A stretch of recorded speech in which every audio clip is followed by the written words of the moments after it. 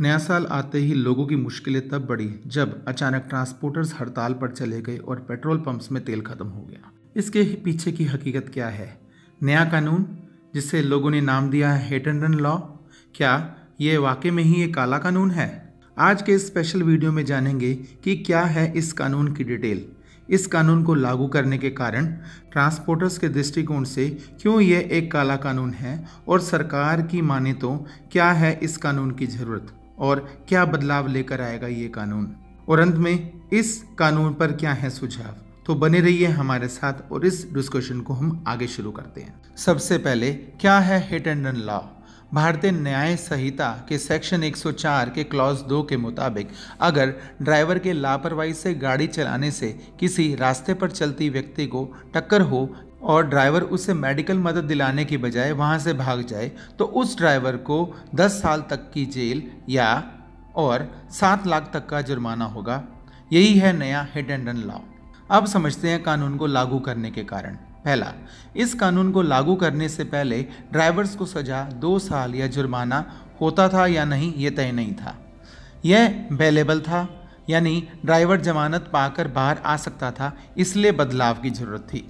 दूसरा, यह कानून अंग्रेज़ों के समय से लागू था जब सड़कों पर गाड़ियों की संख्या ना के बराबर थी और उस टाइम ये कानून वाहन चालकों यानी कि अंग्रेज़ों के फ़ायदे से ज़्यादा और रास्ते पर चलने वाले लोगों यानी कि हिंदुस्तानियों के हिसाब से कम फ़ायदे का था। पर आज गाड़ियों की गिनती आसमान छू रही है और उसी हिसाब से सड़क हादसे भी बढ़ रहे हैं, तो इसलिए पुराने कानूनों की जगह असरदार नियमों की ज़रूरत है। तीसरा कारण, सड़क परिवहन मंत्रालय के डेटा अनुसार बहुत हैरान करने वाली बात है कि हिट एंड रन के मामले बीते सालों में बहुत तेजी से बढ़े हैं। 2020 में जहां 52,000 से भी ज़्यादा मामले दर्ज किए गए, जिनमें 23,000 से भी ज़्यादा लोगों ने अपनी जान गंवाई। ये स्थिति 2022 में इतनी खराब थी कि हर घंटे 4 लोगों ने हिट एंड रन में अपनी जान गंवाई, जहां 57,000 से भी ज़्यादा केसेस दर्ज थे और मौतों का आंकड़ा 26,000 तक चला गया। चौथा कारण है कि पुराने कानूनों से बहुत सारे अपराधी भी फायदा उठाते थे। सड़क हादसे में सिर्फ 2 साल की सजा या मामूली जुर्माना होने के कारण किसी की भी हत्या को सड़क हादसा दिखाया जा सकता था।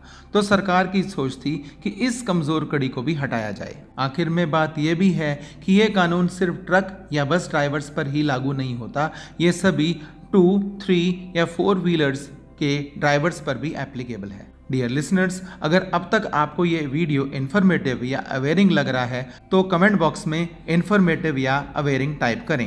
अब ट्रांसपोर्टर्स के रोष को समझने की कोशिश करते हैं।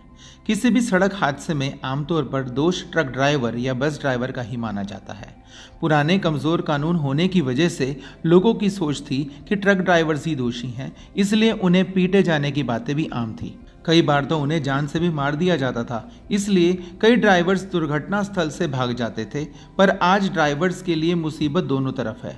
अगर नहीं भागे तो जनता मार देगी, बच गए तो 10 साल की सजा और 7 लाख का जुर्माना होगा। यहाँ पर असल में जागरूकता की कमी है, क्योंकि भारतीय न्याय संहिता के सेक्शन 104(2) जो कि इस कानून का सही नाम है, कहता है कि दोषी को 0 से 10 साल तक की सजा होगी और 0 से 7 लाख तक का जुर्माना होगा।